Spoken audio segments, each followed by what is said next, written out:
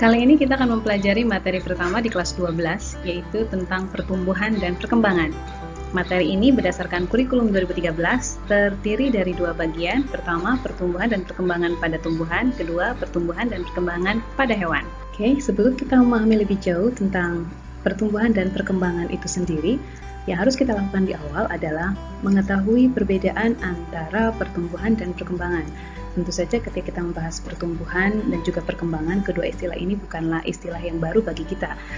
Pertumbuhan yang berasal kata dari tumbuh, serta perkembangan yang berasal kata dari kembang, itu sudah kita sering dengar di berbagai macam disiplin ilmu lainnya, baik itu ilmu ekonomi, kemudian ilmu budaya, dan ilmu-ilmu yang lain. Tapi yang akan kita bahas di sini adalah pertumbuhan dan perkembangan dalam kaitannya dengan ilmu biologi.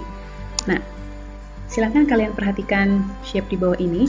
Di dalamnya terdapat berbagai macam istilah biologi yang sangat erat kaitannya dengan pertumbuhan dan perkembangan, baik itu pendewasaan, sel bertambah besar, perbesaran batang, dan istilah-istilah lainnya.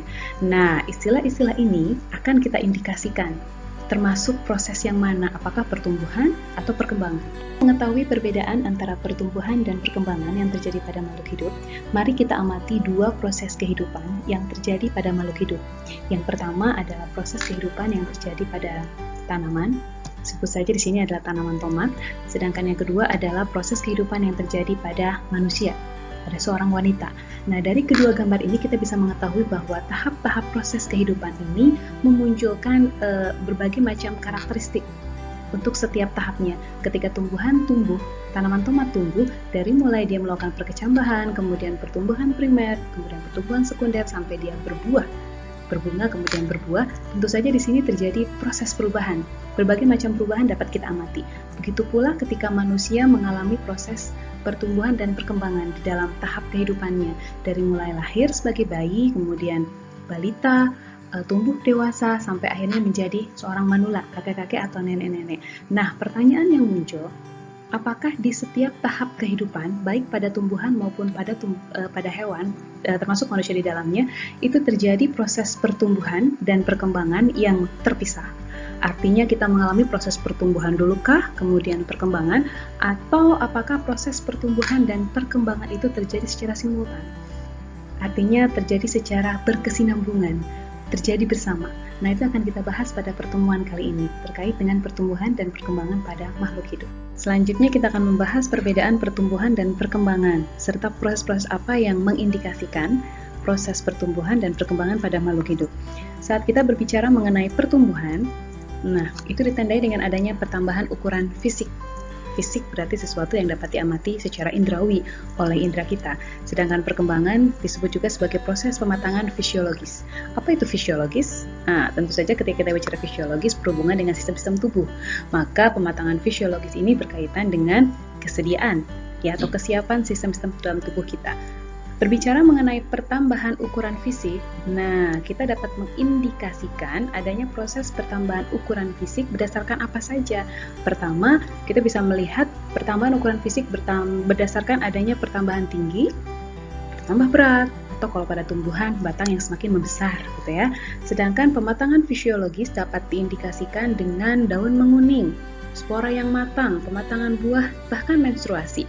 Nah, berdasarkan indikasi-indikasi ini, pertumbuhan maupun perkembangan, kita dapat menyimpulkan bahwa proses pertumbuhan itu berkaitan dengan pertambahan ukuran dan jumlah sel. Sebagaimana yang telah kamu pelajari di kelas 11, sel senantiasa mengalami proses pembelahan atau reproduksi sel, baik itu mitosis maupun meiosis, gitu kan ya. Nah, maka proses pertumbuhan sangat didukung oleh proses biologis yang erat kaitannya dengan sel. Artinya sel yang senantiasa bertambah jumlahnya ataupun bertambah ukurannya, maka menunjang proses pertumbuhan pada makhluk hidup.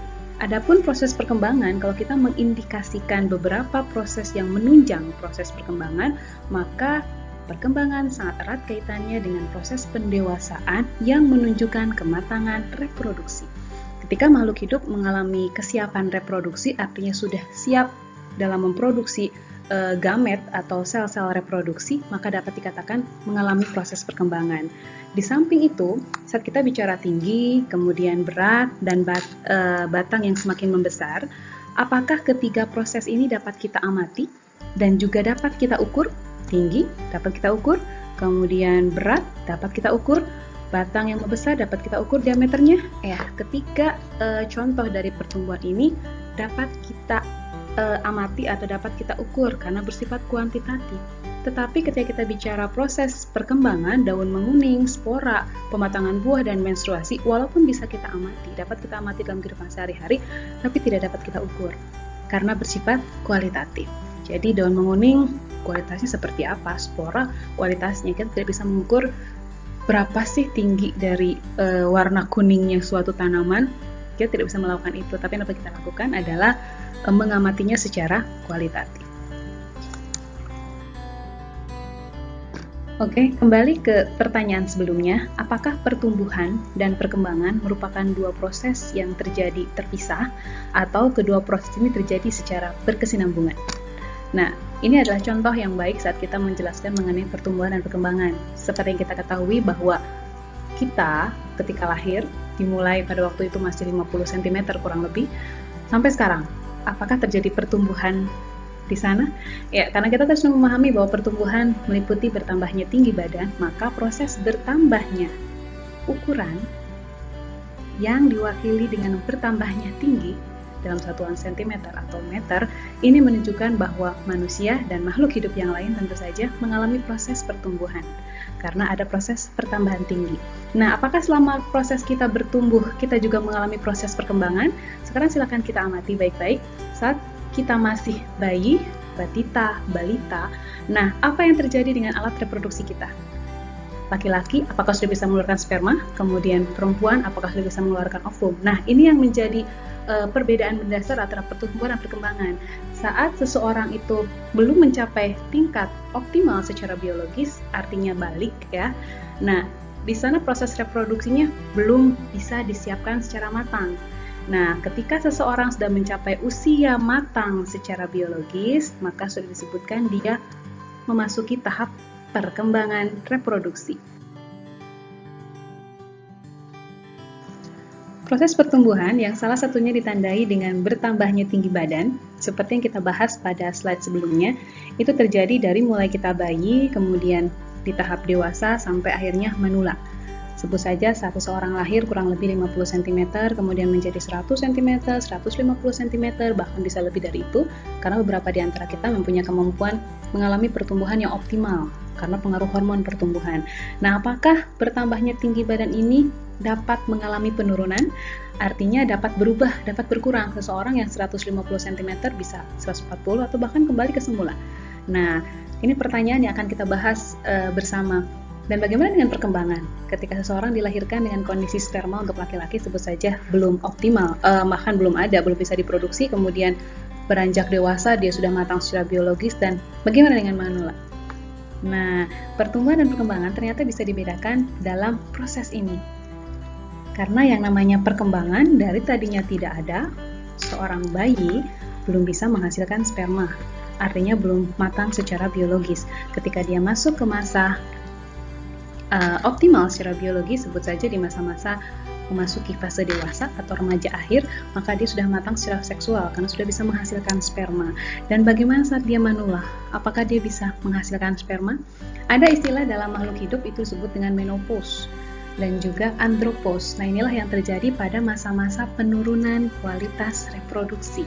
Nah, ini menunjukkan bahwa dalam proses perkembangan ternyata kondisi fisiologi seseorang bisa berubah dan bisa kembali ke semula. Dari tadinya tidak bisa menghasilkan sperma, kemudian bisa menghasilkan sperma, artinya matang secara biologis, ketika pada satu titik tertentu dia dapat mengalami kemunduran secara fisiologis, walaupun range atau interval umur seseorang antara pria dan wanita berbeda. Kalau andropause pada pria itu bisa meliputi 90 tahunan, bahkan bisa lebih dari itu. Tapi kalau menopause pada perempuan itu biasanya dialami oleh wanita yang berumur sekitar 50-55 tahunan. Nah, bagaimana dengan pertumbuhan? Kalau perkembangan bersifat kembali ke semula, maka apakah pernah kita melihat ada manusia yang mengalami pengurangan tinggi badan bisa kembali ke semula dari 50 ke 100, dari 100 ke 150, kemudian 150 ke 50? Tentu saja tidak, karena yang namanya pertumbuhan bersifat irreversibel. Dia tidak bisa kembali ke semula. Ingat, kembali ke semula. pertanyaan yang muncul berikutnya adalah bagaimana jika seseorang itu ketika diukur mengalami pengurangan. Kemarin dia diukur 150 cm, ternyata beberapa tahun kemudian 140. Nah, perlu dipahami dalam proses pertumbuhan itu sangat dipengaruhi oleh komposisi tulang seseorang. Jadi bukan mengalami pengurangan sebetulnya, tapi karena konstruk atau struktur dari tulang yang bersangkutan. Dan pada intinya pertumbuhan tidak bisa kembali ke kondisi semula, sedangkan perkembangan bersifat reversibel. Bisa kembali ke kondisi semula, yang tadinya belum fungsional, dan akhirnya bisa kembali lagi ke kondisi tidak fungsional.